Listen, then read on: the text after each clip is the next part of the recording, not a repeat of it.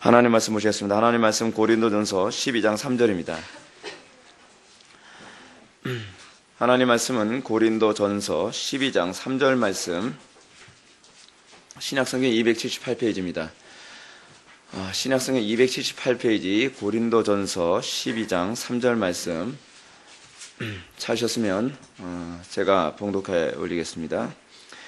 그러므로 내가 너희에게 알리노니 하나님의 영으로 말하는 자는 누구든지 예수를 저주할 자라 하지 아니하고 또 성령으로 아니하고는 누구든지 예수를 주시라 할 수 없느니라. 아멘. 이 시간은 하이델베르크 요리문답 25주일입니다. 말씀과 성례에 관하여 라고 하는 부분을 살펴보도록 하겠습니다. 말씀과 성례에 관하여. 제가 오늘 설교하기 전에 한 가지 묵상을 하면서 이런 묵상을 하게 됐습니다. 여러분, 하나님께서 창조하신 피조물 중에서 가장 아름다운 피조물이 뭔지 아십니까? 그리고 하나님께서 창조하신 피조물 중에서 가장 나중에 창조한 피조물이 뭔지 아십니까? 항상 그 피조물 중에서 가장 마지막 창조한 것이 가장 걸작품이잖아요. 그죠? 뭔지 아십니까? 교회입니다. 교회. 여러분, 교회라고 하는 존재가 정말 하나님께서 창조하신 피조물 중에서 가장 아름답고 위대한 피조물입니다.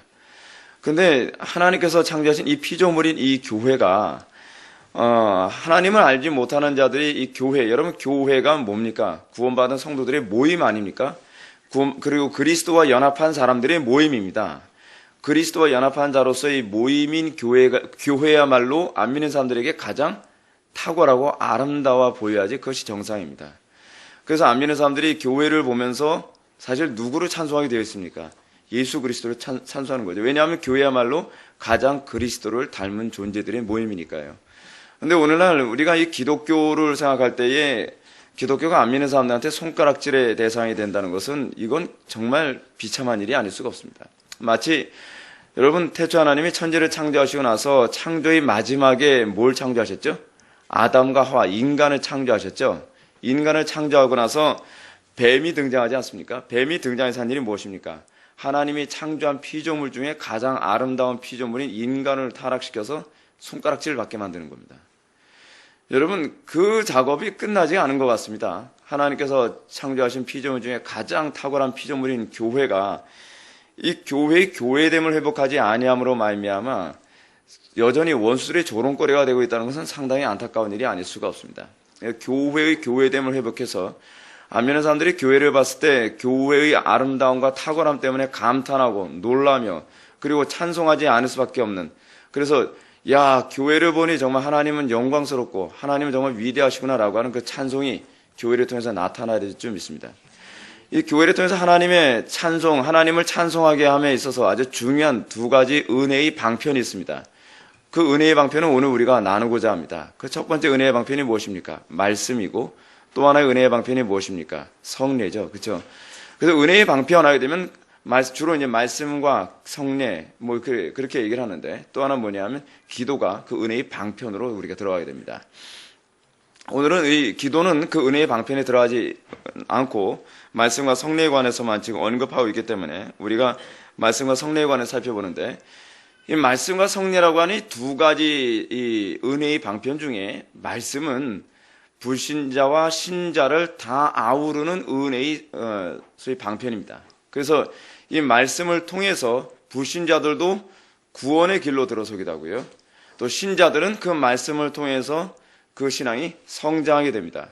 그래서 말씀 알고서 은혜 받았으면 그걸로 더 이상 난 말씀 알 필요 없다가 아니라 이 말씀을 통해서 우리는 더욱더 믿음으로 가게 되어지고 더욱더 성장하게 되어지고 더욱더 성숙하게 되어지는 은혜의 방편으로 사용되어지는데, 이 성례는 그렇지가 않습니다. 성례는 불신자들에게 은혜의 방편으로 주어진 것이 아닙니다.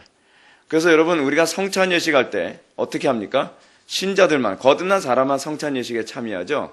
성찬 예식은 거듭난 사람만 참여하고, 또 하나 뭐냐면 여러분 세례는 누구한테 줍니까? 구원을 자기가 받았다라고 고백하는, 예수를 그리스도로 영접했다라고 고백하는 사람에게만 이 성례로서의 이 세례를 줍니다. 그리고 다음 시간에 우리가 세례를 배우게 되는데, 이 세례를 주는 것과 아울러서, 그러니까 여러분, 성례는 구원의 방편이 아니라 했죠. 구원의 방편이 아니라 은혜의 방편입니다. 그렇기 때문에 로마 가톨릭에서 성례를 성례를 통해서 구원을 얘기하는 건 상당히 문제가 많이 되는 거예요. 로마 가톨릭에서는 어떻게 하죠? 세례를 주면 세례가 구원의 방편이 되는 겁니다. 그러니까 로마 가톨릭에서는 여러분 첫 번째 칭의가 뭐라 그랬죠? 어떻게 의롭다 칭을 받는다 그랬죠? 로마 가톨릭, 즉 천주교라고 하는 제도적 교회 안에 등록하면 그 사람은 의롭다 칭함을 받습니다. 적어도 어디는 안 간다는 얘기예요? 지옥은 안 간다는 얘기예요. 그렇게 된 사람들이 주로 가는 곳이 어디예요? 뭐 공덕을 많이 쌓지 않는 한 어디 가요? 연옥에 가죠. 연옥에 갑니다. 그래서 그 사람들에게 있어서 구원의 방편이 뭐냐면 세례가 구원의 방편입니다. 세례가 뭐기 때문에 그래요? 로마 가톨릭이라고 하는 소위 제도적 교회 안에 들어가는 방법이 세례이기 때문에 그렇습니다. 그래서 여러분 천주교와 기독교에서 세례는 이 개념 자체가 완전히 다릅니다.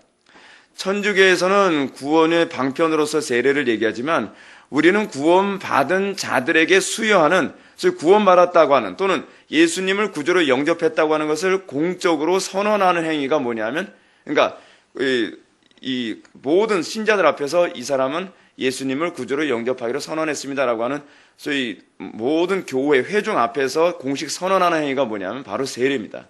세례는 구원을 위해서는 아무 상관이 없습니다. 구원받은 자들에게 내가 어떤 식으로 구원받았는가를 뭐 하는 거예요? 표를 주는 거예요. 표를. 상징적인 의미를 가지고 있어요. 상징적인 의미를 가지고 있기 때문에 여러분 이게 굉장히 중요한 개념이 있습니다. 다음 시간에 다시 우리가 그 부분 언급하겠지만 여러분 세례를 받게 될 때 말이에요. 그 사람에게만 은혜가 되는 게 아닙니다. 어떤 사람이 여러분 세례를 받을 때 이렇게 세례를 받죠. 뭐 침례교는 침례를 받고 우리 장로교 같은 경우는 주로 이 스프레이에서 머리에 물을 뿌려서 이렇게 세례를 주는 방식으로 세례를 주는데 이 세례가 주는 궁극적 의미가 뭐라 그랬습니까? 고린도전서 11장인가요? 거기 보게 되면 세례는 옛사람은 장사하고 새 사람은 다시 태어남이라고 하는 의미를 가지고 있죠. 그래서 세례를 받는 사람은 세례를 받는 것을 통해서 이것이 오늘 여기서 얘기하는 표와 인이 됩니다. 내가 내가 구원받았다는 게 뭘 의미한다는 거예요? 아, 나 옛사람 정과 이고 십자가를 못 박았다. 그리고 이제 나는 이전과는 다른 삶을 살아야 된다. 이전의 삶과 새로운 삶의 소위 절교를 의미하는 겁니다. 그래서 이 세례를 통해서 그리스도인은 어떤 삶을 살아야 되는가에 관한 소위 중요한 메시지가 거기에 담겨져 있습니다. 그래서 우리는 세례를 받을 때 그렇게 세례를 받고 다른 사람이 세례를 받을 때 나는 그렇게 구원받았지. 난 그런 고백을 하고 예수님을 영접했지라고 하는 것을 어떻게 해요? 그거 보면서 우리가 또 은혜가 되는 것이죠. 그래서 우리가 세례를 받으면서 저 사람도 세례 받는 거는 멀뚱멀뚱 앉아있을 문제가 아니라 그거 보면서 우리도 은혜가 돼야 되는 거예요. 그래서 그게 뭐예요? 그래서 은혜의 방편이 되는 거예요. 은혜의 방편. 자, 그런 차원에서 우리가 또 오늘 살펴보게 되는 은혜의 방편이 뭡니까? 성례입니다. 가장 별로 은혜가 안 되는 것 중에 하나가 이 성례 아닙니까? 성찬 예식 아무리 해도 도대체 이게 왜 우리의 믿음을 견고하게 해주고 성찬 예식을 하는 것이 도대체 우리의 믿음에 무슨 유익이 있다는 것인가? 우리는 그런 질문을 많이 던지게 됩니다. 먼저 우리가 이 성례에 관해서 우리가 살펴보기 전에 먼저 우리가 염두해야 될 것이 65문입니다. 믿음에 관한 정의입니다. 자, 질문 던집니다. 여러분들 대답해 주시기 바랍니다. 오직 믿음으로만 우리가 그리스도와 그의 모든 은덕에 참여할 수 있는데 이 믿음은 어디서 옵니까?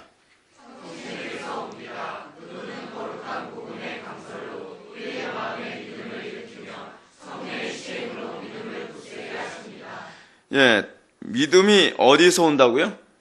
성신으로부터. 옛날에는 성신이라고 그랬습니다. 지금 우리 성령이라고 얘기하는데 옛날에는 주로 성신이라고 했습니다. 그런데 성령으로부터 믿음이 온다는 걸 믿습니까? 여러분, 우리가 애쓰면 믿음 생기는 거 아닙니까? 우리가 쥐어짜면 믿음 생기는 거 아닙니까? 우리가 결심을 하면, 우리가 결단하면 믿음이 생기는 것 아닙니까? 여기에부터 믿음에 대한 정의가 갈라집니다. 믿음이 하나님으로부터 받는 것이냐, 믿음은 내가 믿는 것이냐에 의해서 이 아르미니안주의와 소위 개혁주의 또는 칼빈주의로 딱 갈라지게 되는 겁니다. 65번 보면 오직 믿음으로만, 이게 굉장히 중요한 우리 종교교육의 캐치프레이즈 아니었습니까? 솔라 피데, 오직 믿음으로만. 근데 오직 믿음으로만 백날 외친다고 해서 여러분한테 유익이 되는 게 아닙니다. 오직 믿음으로만이라고 했을 때 도대체 믿음으로 산다는 게 뭔가를 알아야만 합니다. 믿음으로 산다는 것을 자꾸 사람들은 뭐로 정의를 내냐면 결단으로, 자기 결심으로 살아간다. 여러분, 여러분들이 하나님 말씀대로 살기 위해서 내가 애썼는데 잘 됩니까? 잘 되면 이건 문제에 있다 그랬죠. 잘 되면 정말 힘든 사람입니다. 저 사람 정말 예수 믿기 힘든 사람이에요. 그 대표적인 케이스가 어디예요? 자기 힘으로 잘 믿어진 사람이, 잘 살아진 사람이 누굽니까? 펠라기우스거든요. 펠라기우스. 이런 펠라기우스가 굉장히 선하게 사는 사람입니다. 그러다 보니까 펠라기우스가요,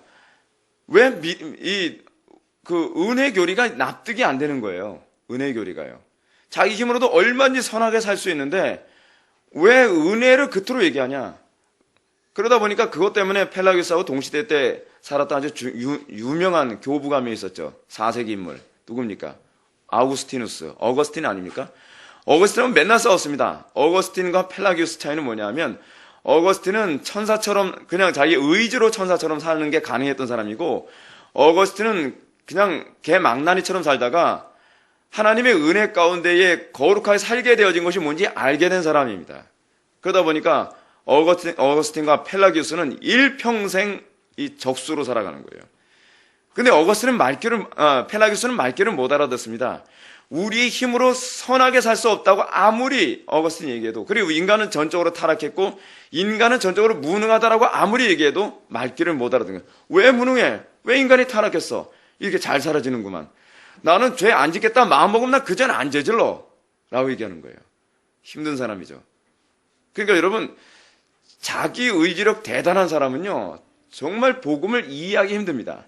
머리가 좋고 결단력이 뛰어날수록 어떤 면에서는 복음은 더 이해하기 힘들어요. 근데 나는 정말 전적으로 무능하구나, 나는 전적으로 어리석은 존재이구나, 나는 전적으로 타락한 존재이구나, 이제 그거를 알아가려면 자기 자신이 완전히 무너져야만 합니다. 그래서 뭐가 없어져요? 하나님께서 여러분들에게 믿음을 주시기 전에 먼저 하신 게 뭐냐면, 여러분들 기분 나쁘지만 이거부터 시작합니다. 자신감부터 하나님께서 걷어가십니다. 자신감이 뭡니까? 나를 믿는 거잖아요. 내가 믿을 만한 존재라는 이 인식, 아주 뼈를 깎는 것처럼 아픕니다. 나도 굉장히 쓸만한 존재고, 나도 굉장히 괜찮은 존재이고, 나도 굉장히 있다고 생각하는 존재라고 생각을 했는데, 이걸 딱 걷어갔을 때, 그래서 제가 지난 금요기도회 때 제가 여러분한테 뭐라고 말씀드렸습니까? 하나님께서 우리에게 우리의 존재의 어떠함을 먼저 드러내신다고요? 넌 아파르밖에 안 돼. 하나님을 떠나면 넌 먼지야 라고 하는 거예요. 여러분, 그거 깨닫는 시간이 많이 걸리죠. 하나님을 떠나서는 나는 먼지밖에 안 된다라고 하는 것을 깨닫기 전에는 하나님만이 나의 유일한 생명 되심을 인정을 안 하는 거예요. 우리는 본능적으로 어떠냐면 내 힘으로 내가 내 삶을 이끌어갈 수 있는 존재라고 생각하는 거예요. 자기가 먼지라고 생각하지는 않는 거예요. 자기가 하나님으로부터 먼지로 창조된 존재가 아니라 나는 애시당초부터 나는 내 스스로 내 생명을 유지해 나가는 존재라고 생각을 하니까 하나님이라고 하는 존재가 별로 눈에 들어오질 않는 겁니다. 그래서 하나님께서 뭐부터 시작하시는 거예요? 자, 그럼 시작 한번 해볼까? 네가 어떤 먼지 상태인지, 여러분들이 모든 자신감, 여러분들이 할 수 있다고 생각하는 것, 여러분들이 탁월하다고 생각하는 부분을 하나씩 걷어가시면서 하나님께서, 자, 생명을 누가 줘? 너를 사람답게 만드는 게 누구야? 바로 나야 라고 하는 것을 인정할 때까지, 내가 먼지라는 걸 인정할 때까지 하나님께서 뭐예요? 자신감, 자기를 믿는 그 감각을 걷어가시는 거예요. 자신감을 걷어가시고 나면 그 다음에 어떻게 해요? 하나님을 신뢰하는 법을 배우기 시작합니다. 믿음은 거기서 출발합니다. 우리가 먼지라는 것을 의식하기 전에는 결코 믿음의 출발은 시작하지 않습니다. 그러니까 오직 믿음으로만 우리가 그리스도와 그의 모든 은덕에 참여할 수 있는데 라고 합니다. 그렇습니다. 우리가 오직 믿음으로만 사람 구실합니다. 오직 믿음으로만 우리가 주의 은덕에 참여할 수 있게 됩니다. 근데 그 믿음이 어떻게 주어진다고요? 믿음은 결단력으로 주어지지 않아요. 오히려 내가 탁월한 결단력을 가지고 있다고 생각하는 사람, 난 자신 있어, 나는 저렇게 살지는 않을 거야. 우리는 주변에 소위 복음과 율법의 차이가 무엇입니까? 율법은 내 힘으로 도덕성을 유지할 수 있다고 생각하고 내 힘으로 구원받을 수 있다고 생각하는 거니까, 내가 선하게 율법을 지켜서 구원받을 수 있다고 생각하는 그 자신감이 가득한 사람들이 율법주의자 아닙니까? 그런 사람들의 특징이 무엇입니까? 내 생명을 뭐가 유지한다고 생각해? 내 율법적 노력이 유지한다고 생각하니까, 소위 범죄하고 타락한 삶을 살면 뭐가 따라오는 거예요? 정죄밖에 없는 거예요. 정죄로. 끊임없이, 야, 그 정도밖에 못 살아? 넌 그거밖에 안 돼? 너 그렇게 도덕성 형편없어? 계속적으로 정죄해 나가죠. 정죄해 나가죠. 왜죠? 우리는 정죄할 만한 능력이 없는 아파레 같은 먼지 같은 존재밖에 안 된다는 걸 전혀 의식하지 못하는 거예요. 근데 복음을 깨닫게 됐을 때 뭐부터 시작을 한다고요? 베이직이 뭐예요? 기초가? 난 먼지야로 시작을 하거든요. 근데 난 먼지밖에 안 되는데 하나님께서 나를 빚어서 나를 사람답게 만드셨다는 걸 알아가게 되어지면 먼지같이 사는 사람을 보면 정죄가 아니라 그 사람 보면서 긍휼히 여기는 마음이 생기는 거죠. 그래서 이 얘기하는 거예요. 그리스도와 그의 은덕에 참여할 수 있는데 그건 뭐예요? 믿음으로만. 근데 문제가 뭐예요? 이제 그 다음이 문제예요. 근데 믿음이 어디서 온다는 것인가? 여기서 대부분 문제가 된 거죠. 믿음이 어디서 와요? 믿음이요. 여러분, 그러니까 아담을요, 먼지에서 저희 생명을 만드실 때, 그게 어떻게 주어집니까? 아담이 막 언제부턴가 옆구리에 힘주고 막 이랬더니 자기가 사람이 돼가지고 어느 날 딱 일어났더니 나 사람 된 겁니까? 하와가 어느 날 힘줬더니 아담의 갈비에서 툭 튀어나와 자기가 알아서 하와가 된 겁니까? 아니란 말이에요. 은혜거든요. 은혜. 외부로부터 하나님께서 어떻게 하신 거예요? 아담을 흙으로 창조하시고 그 코에다가, 그러니까 먼지 덩어리에다가 뭐 하신 거예요? 숨을 불어넣어 주신 거예요. 그게 믿음이에요. 그게 믿음. 믿음이 뭐예요? 나는 그래서 믿음을 인간의 전적 타락과 관련하여 항상 뭘 얘기하냐면 인간은 전적으로 죽은 존재라고 하는 얘기를 하죠. 그래서 인간이 전적으로 죽은 존재인데 인간이 타락한 이후에 인간은 자기 스스로 믿을 수 있는 존재가 아니에요. 인간은 자기 힘으로 무엇을 할 수 있는 존재가 아니에요. 인간은 전적으로 해서 어때요? 무능해요. 그래서 여러분 인간의 전적 타락이라고 하는 교리를 다른 말로 토탈 이너빌리티를 얘기하잖아요. 인간은 전적으로 무능하다는 하는 얘기를 하잖아요. 그럼 그 믿음은 어떻게 주어지느냐? 내가 결심해서 믿어지느냐? 아니라는 거죠. 하나님께서 어느 날 그에게 믿음을 불어넣어 주시는 거예요. 그래서 답은 이겁니다. 성신에게서 나옵니다.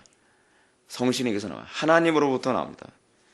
그래서 성경을 사도 바울은 뭐라 합니까? 성경은 하나님의 호흡이다라는 거죠. 성경이 하나님의 호흡이다라고 이렇게 표현한 건 상당히 큰 메시지가 있죠. 그렇죠? 우리가 이제 여기서 성신에게서 나옵니다라고 해서 이 얘기가 나오죠. 그분은 거룩한 복음의 강설로 우리의 마음에 믿음을 일으키시며 성령의 시행으로 우리의 믿음을 굳게 하십니다. 믿음을 어떻게 일으키세요? 우리 마음의 믿음이 어떻게 일으키세요? 성신께서 어느 날 갑자기 딱 거듭나게 하시는 게 아닌 거예요. 성령께서 아무런 방편을 사용하지 않고 아무런 수단을 사용하지 않고 그냥 예를 들어서 제가 이제 성령 받은 사람이에요. 그래서 구원받고 싶어 이리 와. 내가 안수해 줄게. 안수하면 탁탁탁 구원받는 그 문제가 아니라는 거예요. 하나님께서 한 사람을 구원하게 하실 때 어떻게 해요? 말씀으로. 그래서 여기서 뭐라 해요? 거룩한 복음의 강설로 라고 했을 때 이 강설이라고 하는 것은 설교를 얘기하는 거거든요. 왜 설교를 얘기하느냐? 하나님께서는 은혜의 방편으로 이 말씀을 주셨는데 그 은혜의 방편을 바르게 해석할 수 있는 그 은혜를 또 누구한테 무엇이냐면 설교자에게 주셨거든요. 그래서 그 설교자의 설교를 사용하셔서 그 말씀이 뭐가 돼요? 그 호흡이 돼서 하나님께서 마치 이 흙으로 빚은 아담의 코에다가 호흡을 집어넣으시는 것처럼 하나님께서 말씀을 호흡으로 삼아 영혼을 구원하시고 거듭나게 하신다는 거예요. 생명이 되게 하시는 거예요. 생명이. 자, 근데 중요한 건 이거예요. 믿음은 어디에서 나온다고요? 성령에게서, 성신에게서 나옵니다. 그래서 여러분, 믿음이 없으면 어떻게 해야만 합니까? 이 믿음이 없으면 우리는 사실은 어떻게 해야 되냐면 내가 믿으려고 설교를 들으면서 내가 믿어야지 막 똑바로 쳐다보면서 여러분들이 막 저를 뚜렷하게 쳐다보면서 그래 믿어야지 믿어지냐 이 말이에요. 문제는 안 믿어져요. 그렇죠? 여러분들이 제가 뚫어질 정도로 쳐다보고 여러분들 집중한 데서 믿어지는 것도 아니고 결심한 데서 믿어지는 게 아니에요. 어떻게 해야 돼요? 은혜를 구해야 되는 거예요. 성령님을 통해서 저 말씀이 어떻게 해야 돼요? 하나님의 음성으로 들려지는 은혜를 구해야 된단 말이에요. 말씀이 은혜의 방편이기 때문에 말씀 많이 들으면 되는 문제가 아닙니다. 가끔 하다가 우리 개혁주의 노선에서 그 말씀이 은혜의 방편이니까 믿음이 들어가려면 무조건 말씀 많이 들어야 돼. 그래서 하는 게 뭐냐면 교회에서 맨날 성경 공부하는 거예요. 개혁교회가요. 개혁교회가 맨날 성경 공부하고 맨날 뭐 가르치고 하는데 기도는 별로 안 하는 거죠. 근데 왜 믿음이 안 들어갑니까? 지금 개혁교회 안에서 지금 갖고 있는 이쪽의 딜레마가 뭐냐면 그렇게 가르쳤는데 거듭난 증거도 안 나타나고 그렇게 가르쳤는데 성도의 삶이 변하지 않는 거예요. 그러니까 이제 이렇게 해석을 하는 겁니다. 어떻게 해석을 하냐면 거듭났는데 열매가 안 나타나는 거야. 그렇게 해석을 하는 거예요. 설교를 듣잖아. 그래서 설교를 즐겁게 듣고 그리고 날마다 열심히 성경 공부에 참석하고 그렇게 배웠으면 그래도 거듭난 거지라고 쳐주는 거예요. 근데 거듭났다고 쳐주고는 싶은데 문제는 뭐냐면 회중들은 그렇게 생각하지 않는다는 거예요. 목사님, 저 거듭났다고 생각하는데 왜 저는 열매가 안 나타나나요? 그럼 이제 이렇게 나가는 거죠. 기존의 알미니안주의에서 가르치는 것처럼. 그럼 믿으면 되는 거예요. 확신을 가지세요.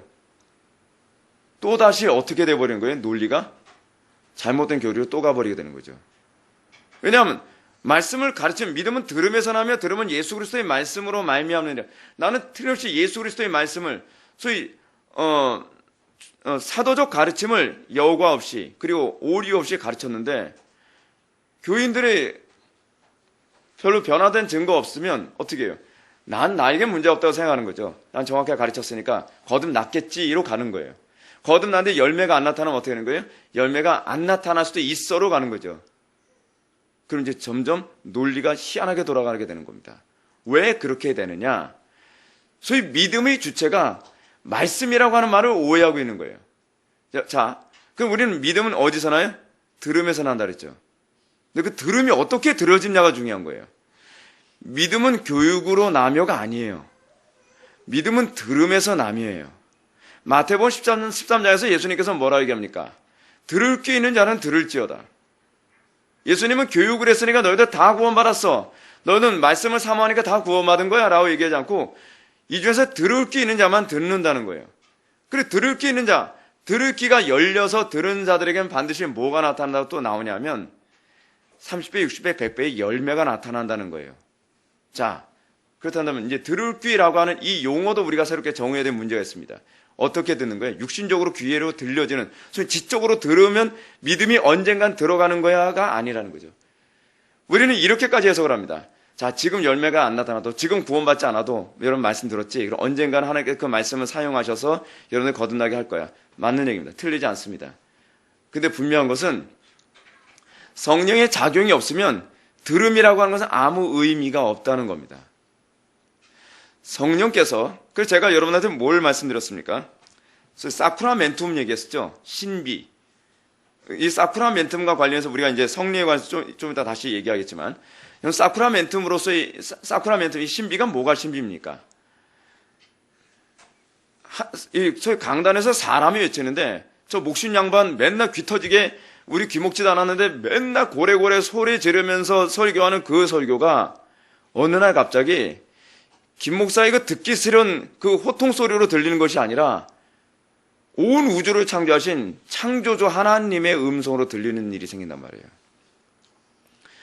이거는 제가 어떤 일을 해서가 아니라 하나님께서 그 설교를 사용하셔서 그 심령 속에 저희 사크라멘tum, 신비가 작용하게 된 거예요. 그게 들을 귀가 있는 거죠. 들을 귀가 있는 거죠. 그냥 나는 평소와 다를 바가 없는데, 그리고 저 양반도 설교하는 게 평소와 다를 바가 없는데 어느 날 그 설교가 내 영혼을 송두리째 밑바닥부터 쥐고 흔들고 나를 완전히 발칵 뒤집어 놓는 거예요. 사크라멘tum이죠. 그랬을 때 믿음은 들음에서 나며 들음은 예수 그리스도의 말씀으로 말미암느니라라고 하는 이 말씀이 그때 비로소 이해되어지는 겁니다. 머리로 알아진다고 해서 그것이 은혜가 되는 것은 아닙니다. 자, 그런데 이제 또 하나가 있습니다. 여러분, 성령님이요. 믿음은 성령님으로부터 나온다 그랬죠. 믿음은 성령님으로부터 나오기 때문에 때로는, 물론 성령님은 그렇게 거의 안 하시지만 때로는 성령님이 주권적으로 말씀 없이 어떤 사람을 구원할 수도 있다는 걸 아십니까? 그런 일이 있어요, 실제로. 그것도 우리가 염두에 둬야 될 부분. 이건 제 얘기가 아니라 박윤선 박사님이 언급하신 부분이기도 합니다. 어떤 케이스냐면, 예를 들어서 여러분 이슬람 지역 같은 경우에요, 복음이 전혀 못 들어가고 성경이 전혀 들어가지 못하는 상황이 있는데 어떤 사람이 어느 날 꿈을 꾸는 가운데 복음을 알게 되면서 거듭나게 되는 사람이 있어요. 근데 우리가 이걸 굉장히 경직되게 말씀으로만 구원을 받는다라고 하는 이 교리로만 그것을 갖다 붙일 경우에는 뭐라냐, 그 사람 거듭난 거 아니라 그냥 신비적으로 착각하고 있는 거야. 거듭난 거 아니야 라고 이렇게 해석을 한단 말이에요. 근데 그렇게 얘기하면 곤란해요. 왜냐하면 성경 안에서도 말씀 없이 거듭난 사람이 있거든요. 누군지 아시겠습니까? 세례 요한입니다. 세례 요한은 어머니 태 속에서 거듭났어요. 임신한 상태에서 밖에서 누가 얘기한 걸 태아가 들어서 그런지 어떨진 모르겠지만 성령께서 그 뱃속에 있는 세례 요한을 거듭나게 하셨단 말이에요. 그래서 세례 요한은 이미 뱃속에서도 성령의 충만함을 경험하게 됐단 말이에요. 이런 케이스가 여기저기서 많이 나온다는 거죠. 왜냐하면 중생은 성령의 독특한 사역이시거든요. 성령님만의 주권적 사역이 바로 중생의 사역입니다. 그 때로는 성령님께서는 당신이 원하는 자를 중생하게도 하실 수 있습니다. 그래서 우리는 이런 얘기를 하죠. 어떤 사람이 이런 질문을 합니다. 목사님, 복음이 들어가기 전에 조선시대 때나 고구려시대, 고려시대, 삼국시대 그런 때는 그 사람들은 구원 못 받습니까? 받습니까? 그래서 우리는 뭐라 얘기해요? 모르지 라고 얘기하는 거예요. 아니야 라고 얘기하면 안 된다는 거예요. 그거는 몰라요. 왜냐하면 하나님께서는 주권적으로 구원하고자 하는 자를 구원하실 수가 있거든요. 이게 성령님의 주권적인 사역이에요. 자, 근데 중요한 게 하나 있어요. 자, 그러면 그 사람이 신비적으로 체험한 건지, 그렇지만 그걸 진짜로 거듭난 건지를 어떻게 검증합니까? 라고 했을 때, 검증하는 방법이 또 있어요. 항상 그 성경은 치밀합니다. 어떻게 검증이 가능하냐? 그가 예를 들어서 꿈을 꿨든지 어떤 환상을 봤든지 어떤 식으로든지 그가 만약에 거듭났다고 한다면 그는 그때서부터 말씀을 향하게 되어 있습니다. 말씀을 사모하게 되어 있어요. 북한에서 어떤 사람이 말씀 없이 그냥 꿈이나 환상으로 이제 거듭났다고 합시다. 그럼 그 사람이 그 다음부터 꿈과 환상 찾아다닐 것 같습니까? 그러지 않습니다. 그 사람 어찌하든지 하나님의 말씀을 배우고자 하는 열정이 생기고 어찌하든지 더욱더 그리스도를 알고자 하고 성경이 있으면 생명 걸고서라도 그 성경을 읽고 싶어하는 충동이 생깁니다. 그래서 이슬람 지역에서 그런 식으로 거듭난 사람은 그때서부터 인터넷을 뒤지든 어떻게 하든 어떤 루트를 사용하시든지 성경을 접하려고 애를 씁니다. 말씀의 사람으로 점점 세워져 가고 점점 더 이 어떤 신비적 체험을 의존하는 것이 아니라 하나님께서 문자로 주신 하나님의 음성인 성경을 더욱더 추구하게 되어 있다는 겁니다. 그거로 구분할 수 있어요.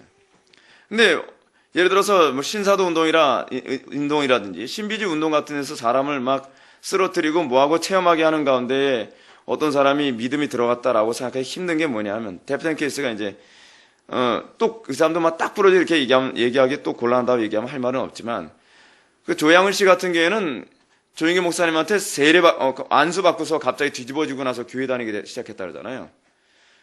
근데 그 사람은 믿음이 들어갔다고 생각하는 거예요. 왜냐하면 소위 은사주의 교회들은 성령의 주권적인 역사 통해 사람들을 막 쓰러뜨리고 넘어뜨려서 믿음이 들어가게 할 수 있다고 생각하는 거예요. 근데 하나님께서 말씀이라고 하는 은혜의 방편을 사용할 수 있는 영역에서는요, 거의 그렇게 사용 안 하십니다. 왜냐하면 혼란스러울 수 있으니까. 왜냐하면 그분은 질서의 하나님이시니까요. 근데 조양은 씨가 한번 뒤집어지고 나서 여의도 순목교회 열심히 다니고 옛날에 보스라고 하는 영화도 만들지 않았습니까? 조영기 목사님 특별 출연해가지고서요. 그런 식으로 영화도 만들고 종교적인 것을 자기에 내포했음에도 불구하고 지금 60이 넘었는데 여전히 칼 휘두르고 다니잖아요. 사시미 칼 들고 다니고요. 문제가 있는 거죠. 그러니까 믿음이 그런 식으로 오는 게 아니에요. 믿음은 항상 거의 예외 없이 말씀을 통해 사용해요. 그래서 여러분 에베소서 6장에 보게 되면 말씀의 검 하고 나서 또 뭐라고 하죠? 말씀의 검 곧 뭐라고 얘기합니까? 성령의 검이라고 표현을 하고 있습니다. 그 이유가 뭐냐면 말씀은 뭐예요? 성령님께서 은혜와 구원의 수단으로 사용하시는 성령님의 수단이라는 얘기예요. 성령님의 수단. 그래서 그분은 거룩한 복음의 강설로 뭐가 수단이라고 해요? 성령의 수단이 뭐라는 거예요? 말씀이라는 거예요. 말씀. 그래서 성령께서는 믿음을 일으키시는 수단으로 말씀을 사용하십니다. 그래서 우리는 믿음은 어떻게 주어진다고 하느냐? 안수로 주어진다든지, 신비적인 집회로 생긴다든지, 그렇죠? 막 찬양 집회로 생긴다든지, 성령 집회로 생기는 거 아니라는 거예요. 믿음이 주어지려면 오로지 말씀이에요. 근데 그 말씀이 교육하는 말씀이 아니라는 걸 염두에 둬야 되는 거예요. 성령께서 그 말씀을 사용하시도록 해야 돼요. 그래서 교회에서 항상 말씀을 통해 부흥이 일어날 때 설교자들이 열심히 설교만 준비한 것이 아니라 그 말씀을 성령께서 은혜의 방편으로 사용하시도록 생명곡으로 기도하는 일이 항상 선행되죠. 여러분, 사보나롤라 사역 가운데 어떤 사람 사보나롤라를 무슨 미친놈이라고 그렇게 표현한 사람도 있지만 사보나롤라 그런 사람 아닙니다. 근데 사보나롤라가 이태리, 그 타락한 이태리에서 설교를 했을 때 하루에도 막 수천 명이 회개했다 그러지 않습니까? 창살에 매달려서만 회개했다는 거예요. 조지 휘필드가 설교를 했을 때 한 번에 설교하면 10만 명이 회개했다 그러잖아요. 이건 뭐 상상할 수 없는 영역이죠. 마이크도 없이 설교했는데 어떻게 10만 명이 회개를 합니까? 근데 그 사람들의 특징이 뭐냐면 말씀만 잘하는 사람들이 아니라 엄청난 기도의 사람이었다는 거예요. 그러니까 사보나롤라가 그래서 한 편의 설교하기 전에 어떻게 기도했다 그럽니까? 7시간을 기도하고서 강단에 섰다 그러잖아요. 조지 휘필드도 정말 기도 많이 하고 경건한 삶을 사는 가운데 강단에 딱 서면 사보나롤라나 그 휘필드에게 하는 표현이 그거잖아요. 얼굴에서 누가 보더라도 뚜렷하게 나타나는 광채가 나타났다는 거예요. 얼굴에. 야, 대단하죠. 대단합니다. 근데 하나님께서는 그렇게 성령 충만한 사람임에도 불구하고 그 사람들의 안수 기도를 통해서 믿음이 들어가게 하신 적이 없어요. 하나님께서 그들의 말씀을 강론하고 그 말씀을 통하여 그 마음속에 믿음을 심어주셨다는 겁니다. 근데 어떻게 성령께서 말씀을 사용하여 믿음이 들어가는 방식이 무엇인가? 데살로니가전서 1장 4절과 7절 말씀 보시겠습니다. 데살로니가전서입니다. 1장 4절부터 7절까지의 말씀. 데살로니가전서 1장 4절부터 7절까지의 말씀. 하나님의 사랑하심을 받은 형제들아, 너희를 택하심을 아노라. 사도 바울이 지금 뭐라 얘기합니까? 데살로니가 교인들을 향해서 너희의 택하심을 안다는 거예요. 그 이유를 뭐라 하니? 내가 아는 이유는 우리 복음이 너희에게 말로만 이른 것이 아니라, 또는 교육으로 너희들에게 주입된, 또는 세뇌 교육된 것이 아니라, 또는 교육되었기 때문이 아니라, 그 얘기죠. 또한 능력과 성령의 큰 확신으로 된 것임이라 라고 얘기합니다. 그들이 구원받은 하나님의 백성이라는 것을 사도 바울이 확신케 되어진 중요한 근거는 무엇이냐면, 내가 교육적으로 너에게 말씀을 전했기 때문에 당연히 구원받았지라고 확신하는 것이 아니라 그 말씀 가운데 성령께서 어떻게 하셨다는 거예요? 능력과 성령과 큰 확신으로 그들이 말씀을 받았기 때문이라는 겁니다. 이럴 때 은혜의 방편이 돼요. 말씀이 무조건 은혜의 방편이 되는 것이 아니라 말씀이 은혜의 방편이 될 때는 항상 조건이 있어요. 성령께서 말씀을 사용하실 때만. 성령께서 말씀을 사용하지 아니하시면 은혜의 방편으로서의 효력이 안 나타나요. 우리가 너희 가운데서 너희를 위하여 어떤 사람이 된 것은 너희가 아는 바와 같으니라. 또 너희는 많은 환난 가운데서 어떻게 성령의 기쁨으로 말씀을 받아 우리와 주를 본받는 자 되었으니. 그래서 이렇게 얘기하죠. 성령의 기쁨으로 말씀을 받은 사람들에게 나타나는 특징이 뭐냐면, 우리 즉 사도들과 주, 항상 여러분 신약에서 주 하게 되면 주는 성부를 얘기하는 것이 아니라 누구를 얘기하는 거예요? 성자를 얘기합니다. 성자 예수님을 본받는 자가 되었다라고 얘기하는 거예요. 그러므로 너희가 마게도니아와 아가야에 있는 모든 믿는 자의 본이 되었느니라 라고 얘기합니다. 제가 좀 우리 교회 성도들에게 제가 맨날 기도하고 강단에서 설교하는 게 뭐냐면, 우리 성도들이 하나님의 말씀을 받을 때 근심으로 받거나 그렇지 않으면 그냥 지식으로 받는 것이 아니라 어떻게 받아요? 성령의 능력과 큰 확신으로 받고, 그리고 성령의 기쁨으로 말씀을 받아. 그래서 여러분 말씀 받을 때 어느 날 여러분 이런 경험 해본 적 있습니까? 제가 다른 교회 목사님들 설교 드릴 때 그런 경험을 막 하게 되는데, 그럼 믿어지는 거예요. 믿어지는 거예요. 마음으로 받아들여지는 거예요. 여러분 이게 얼마나 큰 은혜인지 아십니까? 예를 들어서 부흥기 때 이런 일이 있습니다. 우리가 생명곡을 기도하면 하나님께 이렇게 역사하실 줄 믿습니다라고 얘기하는데, 그 믿어지는 거예요. 나도 그렇게 하면 되겠다. 나도 믿어진다. 그렇게 되면 믿어지면 어떤 현상이 나타나냐면요, 우리와 주를 본받는 자가 돼요. 따라가게 되어 있어요. 따라가게 되는 거예요. 우리 성도들에게 그런 현상이 나타났으면 좋겠어요. 그러므로 너희가 마게도냐와 아가야는 모든 믿는 자의 본이 되었느니라. 그렇게 됨으로 말미암아 우리 회복의 교회 성도들의 이 삶이 한국교회 수많은 교회들이 어떻게 돼야 돼요? 모든 믿는 자의 본이 되어야 된다는 거예요. 본이. 여러분, 개혁은요, 누구 틀렸다, 누가 맞았다, 뭐 저놈 죽여라, 뭐 그런다고 개혁이 일어나는 게 아닙니다. 지금 여기서 중요한 영적 각성과 개혁의 하나의 노하우를 지금 사도 바울이 얘기해주고 있는데, 그것이 뭐냐면 성도들이 하나님의 말씀을 받고 그 말씀에 헌신된 삶을 삶으로 말미암아 마게도냐와 아가야를 개혁시켜 버렸어요. 마가도냐와 아가야에 있는 성도들의 삶이 도전을 주고 그들의 신앙생활에 개혁을 이뤘단 말이에요. 우리 교회가 다른 교회에 많은 도전을 주고 개혁을 이렇게 하려면 다른 게 틀렸다 맞았다라고 하는 이런 얘기를 떠나서 우리 성도들의 삶이 개혁된 그 삶의 모습을 보이게 되었을 때, 그리고 제가 서론에서도 여러분들한테 말씀드렸던 것처럼 하나님께서 창조하신 가장 아름다운 탁월한 창조물인 이 교회의 교회됨을 우리 회복의 교회를 통해서 드러나게 되었을 때 한국교회는 도전 잘 받거든요.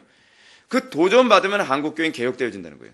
도전 받으면 한국교회가 기도하기 시작하고, 도전 받으면 한국교회가 거룩함과 그리고 신실함으로 그들의 삶을 터나게 될 것이라고 저는 믿는 것입니다. 이것이 바로 이 성령께서 사용하시는 이 말씀이죠. 근데 그 말씀이 어떻게 되느냐? 거룩한 복음의 강설로 우리의 마음에 믿음을 일으켜요. 이게 참 독특하죠. 성령님께서는 말씀을 통해서 우리에게 믿음을 일으키시는데, 여러분 이렇게 생각하실 수 있죠. 여러분, 성령님은 전능하십니까? 아니면 안 전능하십니까? 전능하시죠. 전능하시면 성령님께서 주권적으로 말씀 없이도 사람들을 구원하시거나 믿음을 일으킬 수 있겠죠. 근데 왜 하나님께서는 성령께서는 말씀을 사용하셔서 그렇게 하시기로 작정하셨는가? 이게 거룩하신 성삼위 하나님의 질서이기 때문에 그렇습니다. 성부께서 무능하셔서 성령께 맡기시는 게 아니고, 성자께서 무능하셔서 성령께 맡기는 게 아닙니다. 성부와 성자와 성령 세 하나님은 그 세 분이 다 전지전능하신 분이심에도 불구하고 경륜적 삼위일체의 이 질서를 어기질 않으세요. 그래서 성령께서는 성자께서 계시한 것에 라인을 넘진 않아요. 그 라인을 넘으실 수 있는 분이심에도 불구하고, 왜냐하면 그분이 위격상 독립된 분이시잖아요. 그 위격상 그분이 성자께 구속된 분이 아니에요. 그럼에도 불구하고 우리가 요한복음 6장에서 우리가 본 것처럼 성령께서는 성자께서 말씀하신 범주 내에서만 진리를 계시하기로 작정하셨어요. 그 성령께서는, 그리고 이분이 주권적이시기 때문에 자기가 원하는 사람을 구원하실 수 있음에도 불구하고 성령께서는 성부께서 구원하시기로 작정한 사람만 구원하세요. 그래서 성령께서는 회중들에게 믿음을 일으키게 하신 데 있어서도 자기 자신의 독자적이고 독립적인 사역을 통해 믿음을 일으키시는 것이 아니라 꼭 말씀이라고 하는 성자의 사역을 통하여, 성자께서 자기를 계시하시고 아버지를 계시하시죠. 성자를 통하여 아버지를 계시하신 것을 근거로 하여만 믿음을 일으키시기로 작정하신 거예요. 이것은 하나님의 작정이에요. 그것은 그분의 질서이고 그것이 바로 그분의 하나님 되심이에요. 이 질서를 지키심이. 그래서 여러분, 우리가요, 그리스도인 나온 성도로서 교회의 교회됨을 드러나기 위해서 아주 우리가 중요시 여겨야 되는 것이 뭐냐면, 그래서 질서인 거예요. 질서는 하나님의 형상이에요. 질서를 어겨가면서 뭔가 하나님의 일을 하겠다? 여러분, 만약에 성령님이 질서를 어겨가면서 나는 말씀이 뭐고 필요 없어, 내가 원하는 사람 막 구원하겠어, 하게 되면 어떤 혼란이 생긴다고요? 신비주의 운동이 일어나도 이걸 막을 재간이 없는 거예요. 이게 성령의 역사인지 그렇지 않으면 이 악령의 역사인지 뭐로 구분하란 말이에요. 그렇잖아요. 어떤 사람 막 안수기도 받고 팍팍 넘어져서 어떤 사람이 이전하고 다른 삶을 살아간단 말이에요. 아, 그럼 이 사람 구원받았나 보다, 이렇게 판단이 쉽단 말이에요. 근데 이 사람이 구원받지 않았다는 건 어떻게 하냐면, 뭐 체험도 했고 뭔가 조양은 씨처럼 이전과 다른 삶을 살고 있는 것 같은데, 뭐냐면 말씀에 도무지 관심이 없어요. 거룩에 관심이 없어요. 진리에 관심이 없어요. 그래서 우리가 하는 거죠. 아, 이건 성령의 역사가 아니야. 왜냐하면 성령님은 이렇게 역사하지 아니하시니까. 그렇게 분별하는 거거든요. 우리는 영분별하면서 자꾸 이렇게 하지 않습니까? 그 은사자들은 이렇게 생각합니다. 내가 기도해봤는데 그 사람 영적으로 잘못됐어. 왜 잘못됐죠? 구렁이가 감고 있더라. 그 사람 그러니까 잘못된 거야. 이것만큼 여러분 주관적인 게 어디 있겠습니까? 그 사람 얼마나 억울해요. 자기 구렁이하고 아무 상관없는데. 예. 억울한 거예요. 뭐 이 사람이 구렁이에 감았다 그러면 다 감긴 거예요, 그냥. 그런 식이 돼버리는 거예요. 객관적인 검증 근거가 없는 거예요. 근데 이미 성경에서 뭐라 얘기합니까?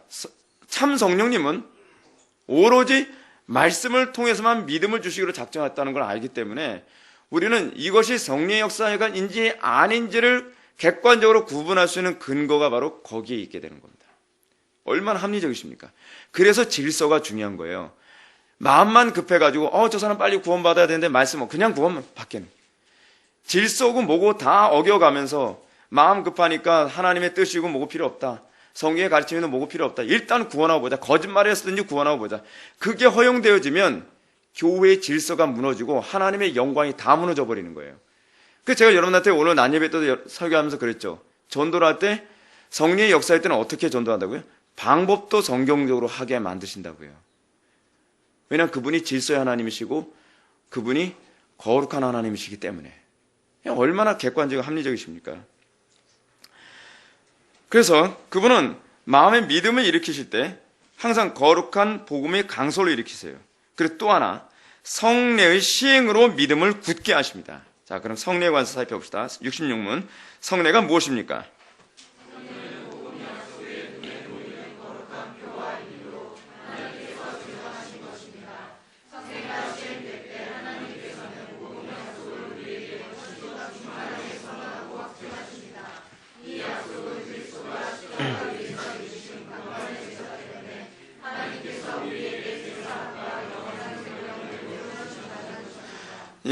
우리가 이 거룩한 성례, 거룩한 예식이죠. 성례가 무엇입니까? 그랬을 때 칼빈이 한 말 한번 좀 들어보시기 바랍니다.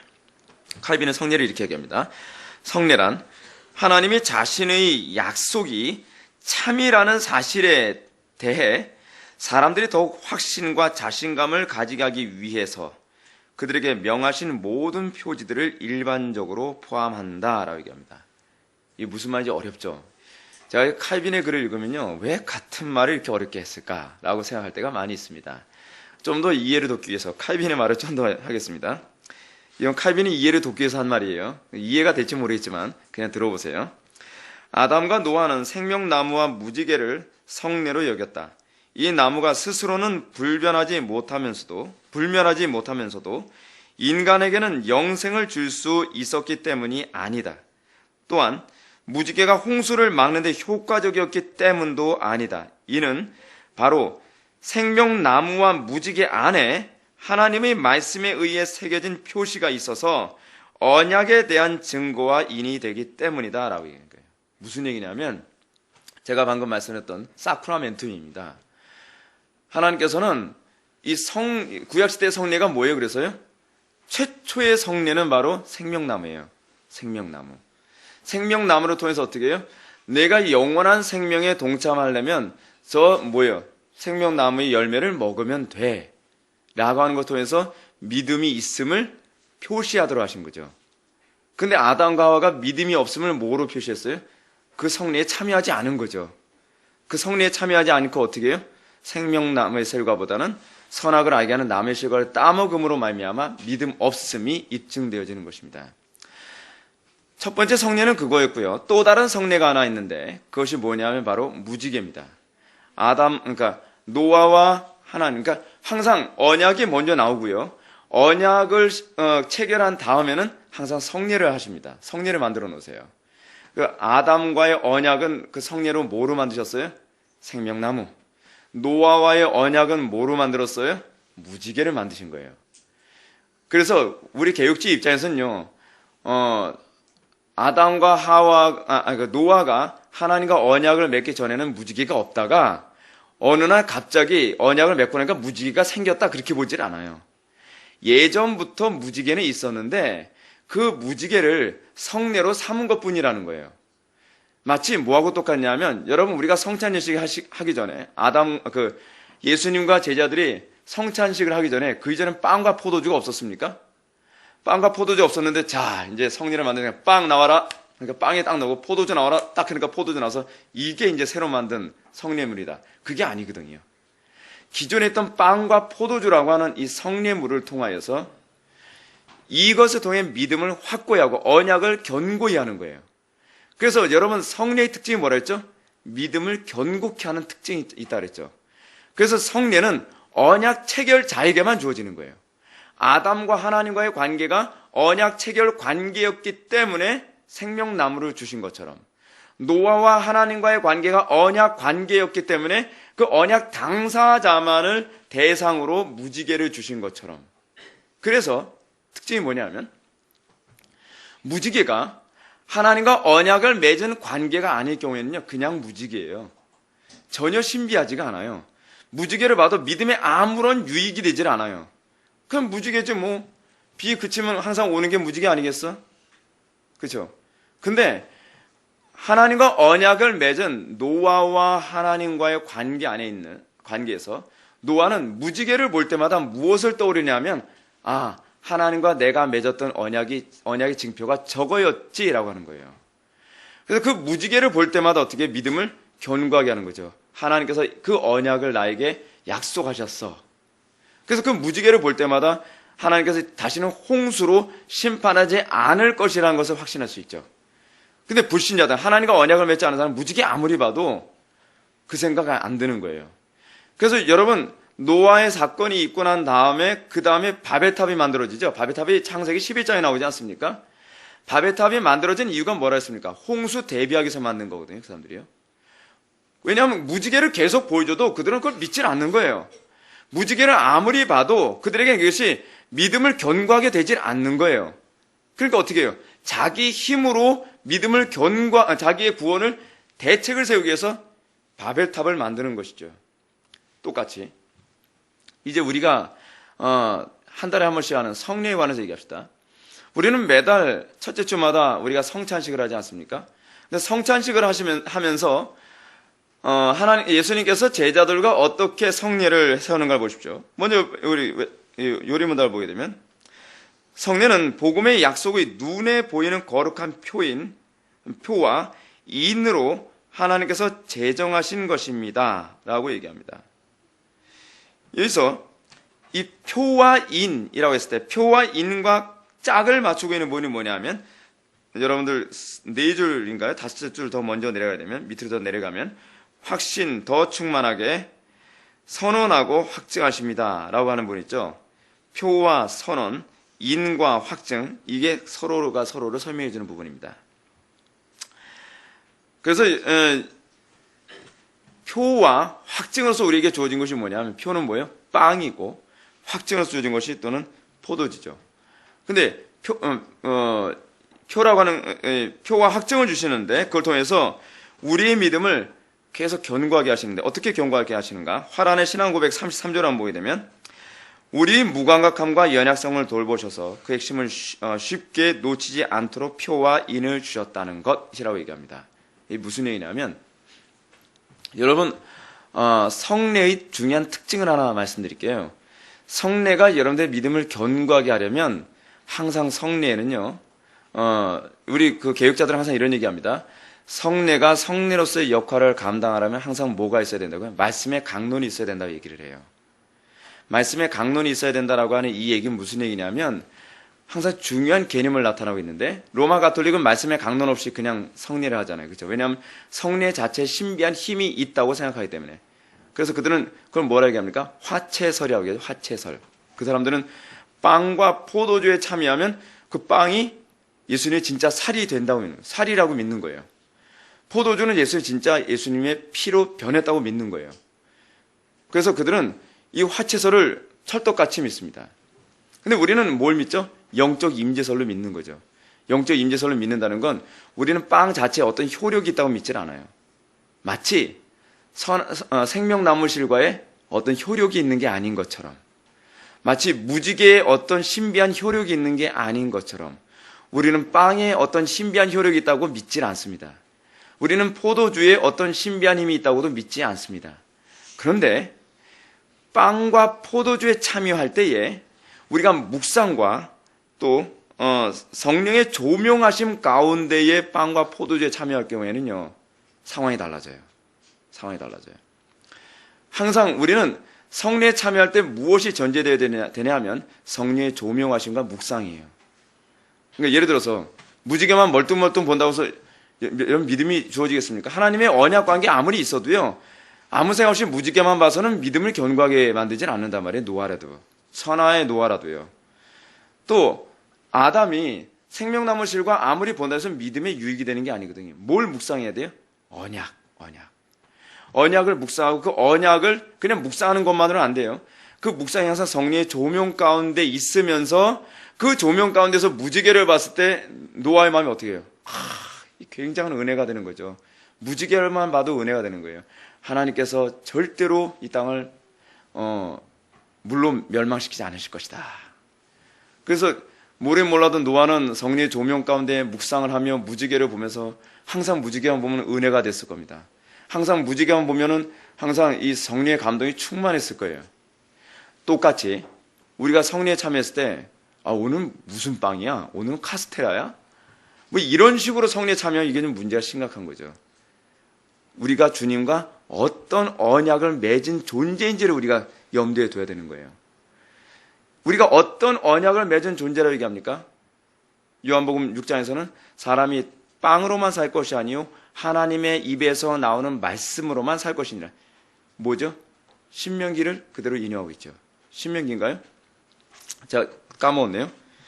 하여간 그 말씀을 그대로 인용하고 있습니다. 한번 봅시다. 여러분 요한복음 6장 한번 보시겠습니다. 제가 성경 구절을 정확하게 인용을 하지 않으면 또 이제 혼란스러울 수 있으니까. 요한복음 6장에 보게 되면은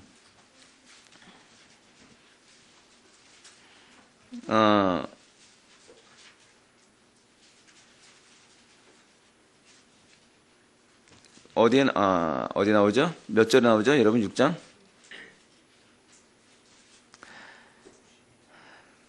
죄송합니다. 제가 잘 못 찾고 있어요, 지금. 예? 31절이요? 32절. 예. 네, 32절을 보시게 되면 예수께서 이르시되 내가 진실로 진실로 너희에게 이르노니 모세가 너에게 하늘로부터 떡을 준 것이 아니라 아버지께서 너에게 하늘로부터 참떡을 주심이라. 하나님의 떡은 하늘에서 내려 세상에 주는 것이니라. 뭐 이렇게 얘기하고 있고, 또 하나 뭐냐면 사람이 떡으로만 살 것이 아니요 하나님의 입에서 나오는 말씀으로 살 것이냐. 그게 신명기 몇 장이 정확히 잘 기억이 안 나는데, 하여간 여러분 그 말씀을 통해서 지금 구약성경 모세의 출애굽 사건 가운데에 그 만나 사건을 그대로 염두에 두고 있잖아요. 염두에 두고 예수님이 말씀하시는 거죠. 그러면서 여러분 만나 사건이 사실 뭐라고 얘기하는 거예요? 구약시대 때요. 그 성례라는 거예요. 성례라는 거예요. 그 만나 사건을 통해서 뭘 얘기하는 겁니까? 여러분 만나 사건은 어떻게 해요? 날마다 일용할 양식을 제공하죠.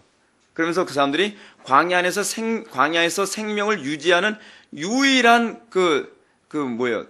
생명을 유지할 수 있는 음식이 뭐였어요? 빵이었잖아요. 빵. 똑같이 광야와 같은 세상을 살아가는 우리가 이 땅에서 우리가 끝까지 믿음을 지키고 우리의 영적 생명을 유지하며 살아갈 수 있도록 우리에게 주신 양식이 무엇이냐? 예수 그리스도의 살이라는 거예요. 말씀이라는 거예요. 말씀. 그래서 예수님께서 요한복음 6장에서 뭐라고 해요? 내 살을 먹어야 너희들이 산다고 얘기하는 거죠. 예. 그거예요. 그래서 엄밀한 의미에서 지금 요한복음 6장에서는 이게 참 재밌는 게 뭐냐면요. 여러분 우리는 성찬 예식 어떻게 합니까? 성찬 예식 할 때 정말 간에 기별도 안 갈 정도로 조그만 거 하나 그냥 입안에다 넣고서 이건 먹은 거야? 뭐야? 하면서 녹아서 그냥 쑥덕쑥덕 넘어가는 거로 그냥 예식으로 간편화시켰잖아요. 근데 여러분 예수님이 성찬 예식을 한 사건이 두 가지가 나오는데, 하나는 뭐냐면 여러분들이 잘 알고 있는 것처럼 그 다락방에서 그 떡상 놓고 이렇게 했던 거 있지 않습니까? 그거하고요. 또 하나 뭐냐면 오병이의 기적이에요. 오병이의 기적. 오병이의 기적을 베푸시고 나서 요한복음에서 그 얘기가 나오는 거거든요. 근데 그 사람들이 빵을 먹을 때 어떻게 먹어요? 배부르게 먹잖아요. 광야에서. 오병이의 기적을 베푸면서 배부르게 먹지 않습니까? 어떤 상황에서? 줄인 상태에서. 성찬 예식을 통해서 우리들에게 뭘 얘기하는 겁니까? 성찬 예식은 사실은 원래 배부르게 먹는 거였어요. 그게 초대교회 당시에 성찬 예식이 거의 애찬식과 동일한 개념으로 사용됐거든요. 그래서 애찬식과 예식의 구분이 별로 없어서 시간이 지나면서 애찬식과 예식을 선명하게 나눴습니다. 그래서 우리가 조그만 빵으로 하게 된 것은 이제 나중에 후대에 이 부분을 예식으로 만든 것인데 좀 더 이렇게 체계화시킨 것인데, 사실은 궁극적으로 이 성찬 예식을 통해서 우리에게 목표로 한 바가 뭐냐면 배부르는 거예요. 그리스도 안에서만 배부름이 있음, 그리스도 안에서만 생명을 유지할 수 있음, 그리스도 안에서만 우리의 영양이 공급됨이라고 하는 개념이 있거든요. 그래서 우리는 어떤 의미에서는요, 우리가 성찬 예식을 할 때마다 우리는 이런 생각을 해야만 합니다. 가족이 다 예수를 믿고, 그리고 우리가 가족이 다 같이 식사를 할 때에 우리는 밥을 먹으면서도 성찬 예식에 관한 묵상이 가능합니다. 아, 내가 오늘 밥을 먹으면서 이 밥을 안 먹으면 내가 오늘 하루 삶을 유지할 수 없는데, 야, 내가 예수 그리스도의 말씀 없이 어떻게 살겠는가? 내가 예수 그리스도의 말씀에 순종하지 않고 어떻게 살 수 있겠는가? 말씀만이 내 영혼의 양식이다. 육신의 오늘도 점점 허리 사이즈 굵어져 가는데 또 배를 채우고 있는 나의 모습을 보면서 나는 내 영혼의 허리 사이즈 맨날 줄여가고 있는 내 자신을 회개한다. 그래서 밥 먹어야 되는 거예요. 그래서 믿음의 유익이 되겠죠. 근데 우리가 그런 생각 없이 하나님을 믿는 믿음 하나도 없이 말씀이 육신이야. 그건 되지가 않아요.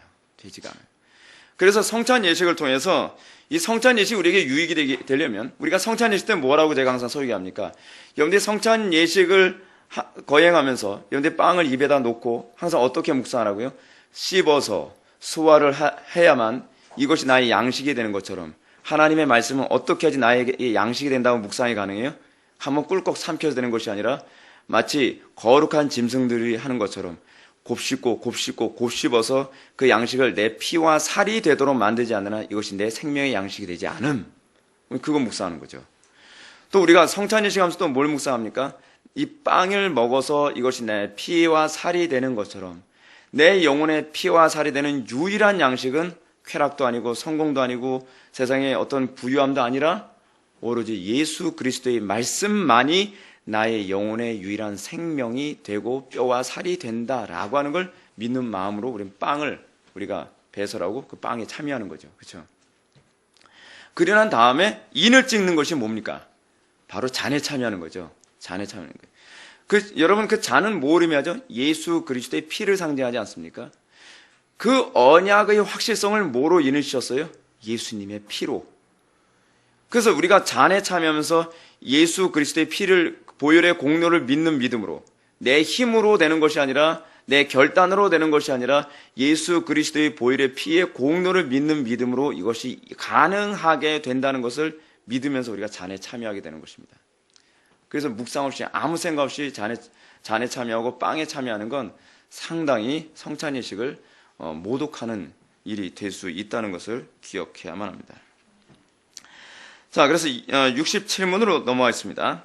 그러면 말씀과 성례 이 둘은 우리의 믿음을 우리의 구원의 유일한 근거가 되는 것, 곧 예수 그리스도의 십자가의 제사로 향하도록 하기 위한 것입니까?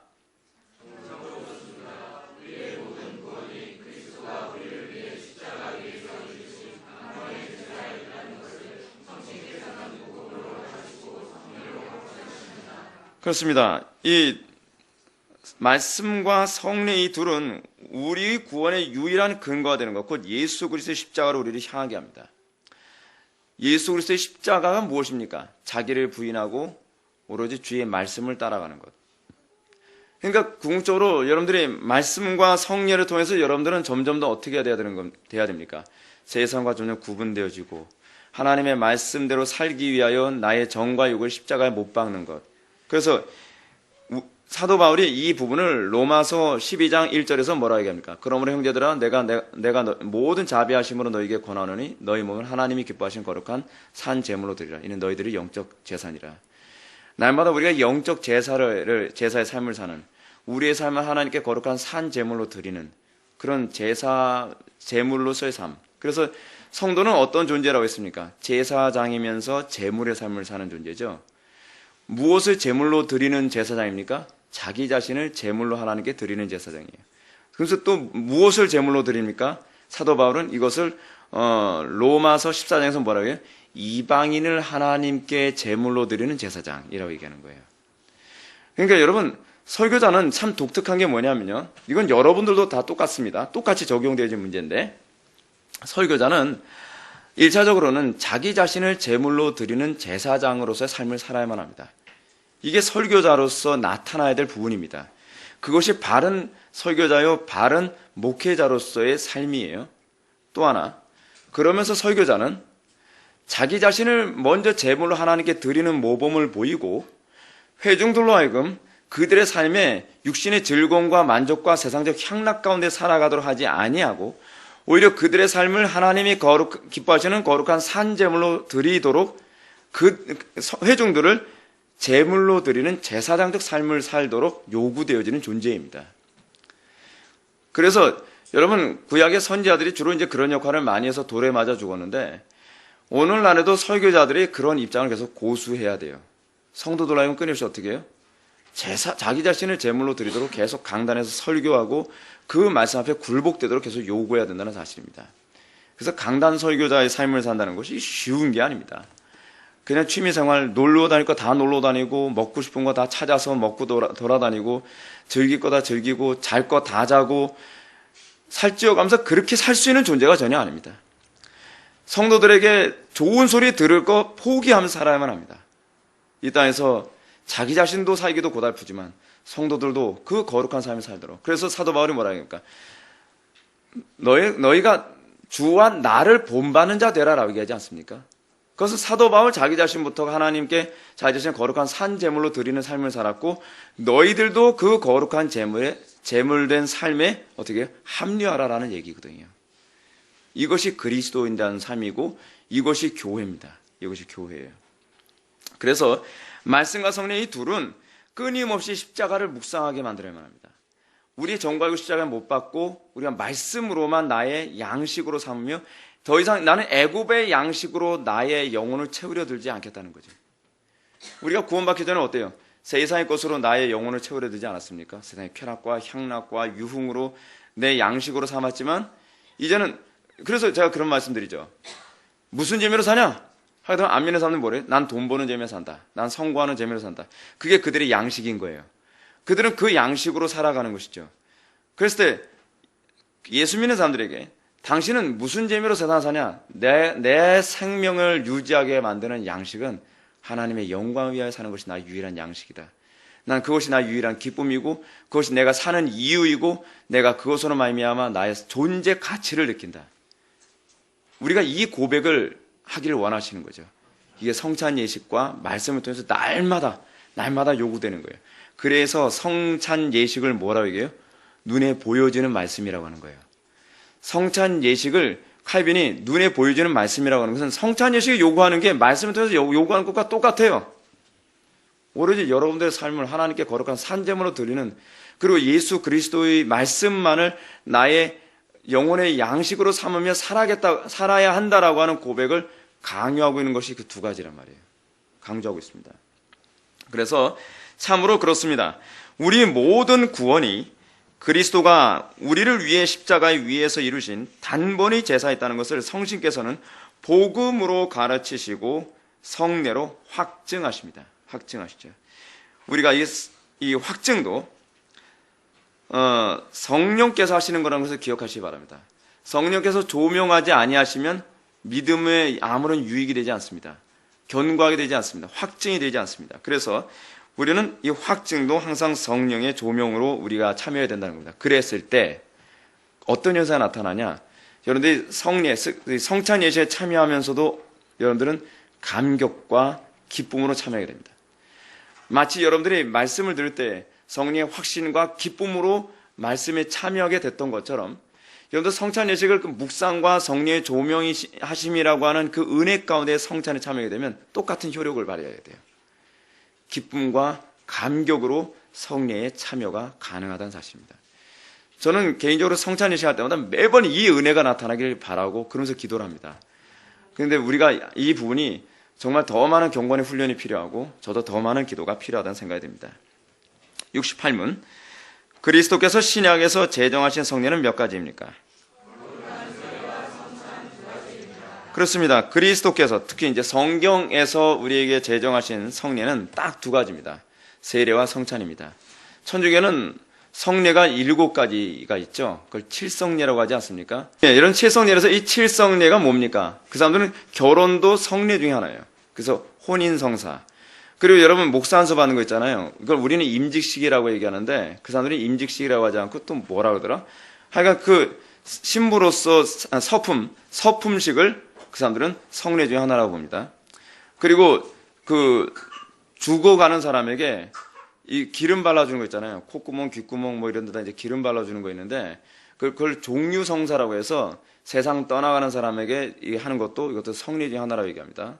또 고해성사라고 해서 평신도들이 사제에게 와서 저 이거 잘못했는데요. 뭐 용서해 주세요. 그러면 내가 성부와 성자와 성령의 이름으로 내 죄를 사하노라라고 하는 선언을 하는데 이걸 이제 고해성사라고 합니다. 그렇게 하기 위해서 성례가 칠성례예요. 거기다가 이제 두 가지 더 붙죠. 세례와 성찬이 붙습니다. 근데 여러분 그걸 아십니까? 이 칠성례가 가지고 있는 왜 로마 가톨릭에서는 이 칠성례를 포기 안 하는지 아세요? 칠성례가 포기되어지면 사제주의가 죽기 때문에 그렇습니다. 그러니까 로마 가톨릭을 한마디로 정의를 내리면 교회사를 배울 때 교수님이 그 얘기하더라고요. 로마 가톨릭을 유지하게 만드는 가장 중요한 교리가 있다면 사제주의라는 거예요. 사제주의가 무너지면 로마 가톨릭은 뿌리부터 무너질 수밖에 없다는 거예요. 그러니까 이 사제주의의 중요한 근거가 뭐냐면요. 사실은 세례와 성찬이고요. 그리고 또 뭐냐면 고해성사입니다. 왜 그런지 아세요? 천국 가고 지옥 가고를 누가 결정하게 만드는 성례이기 때문에 그래요? 신부가 다 결정해요. 죽어가는 사람 여러분 천국 가고 지옥 가고를 누가 결정해요? 신부가 결정해요. 종부성사를 하면 천국 가는 거예요.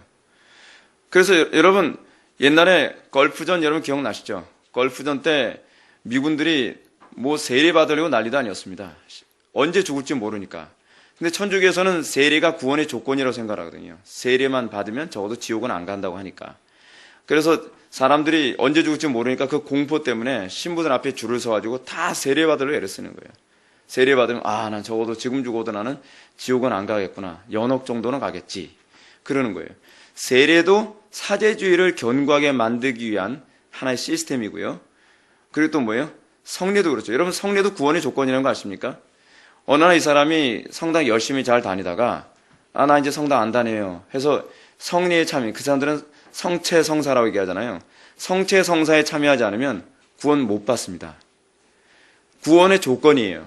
그렇기 때문에 천주교에서는 성례를요, 이 성체성사를 매일 한다고 제가 들었어요. 필요할 때마다 자기가 시간이 안 나면 꼭 주일날만 오는 것이 아니라 아무 때나 와서라도 성체에 참여해야만 자기가 구원이 유지된다고 생각하니까. 또 하나 사제주의로서 결코 빼놓을 수 없는 게 뭡니까? 고해성사죠. 고해성사를 해야지 죄 용서를 받는다고 생각하는 거예요. 물론 소죄는 용서는 자기가 기도하면 용서를 받을 수 있습니다. 소죄는요. 근데 문제는 대죄예요. 대죄. 대죄를 졌을 경우에는 신부에게 가서 성부와 성자와 성령의 이름으로 내 죄를 사하노라 라고 하는 선언을 받지 않으면 그 죄는 용서를 받지 못해요. 용서를 받지 못한다는 것은 무엇을 의미하냐면 지옥 간다는 얘기가 아닙니다. 연옥에 가서 좀 더 고생한다는 얘기예요. 세례 받았으면 지옥은 안 가거든요. 근데 죄가 자꾸 누적되어지면 연옥 가서 점점 아랫목으로 내려가거든요. 윗목으로 가고 싶은데 자꾸 아랫목으로 내려가니까 이 신부에게 사죄 선언을 받아야 되는 거예요. 그래서 이 사제주의를 강화하기 위해서 이 성례의 시스템이나 교리를 다 바꿔버렸어요. 굉장히 위험한 거죠. 굉장히 위험한 겁니다. 그래서 여러분 우리가요, 이 성경적으로 가게 되었을 때의 교회가 얼마나 그리스도 중심으로 가는지 모릅니다. 근데 모든 어떤 시스템이라든지 어떤 교리가 사제 중심으로 간다든지 그렇지 않으면 인간 중심으로 가야 된다면 그 교리는 뭔가 잘못된 교리라는 것을 눈치채셔야만 합니다.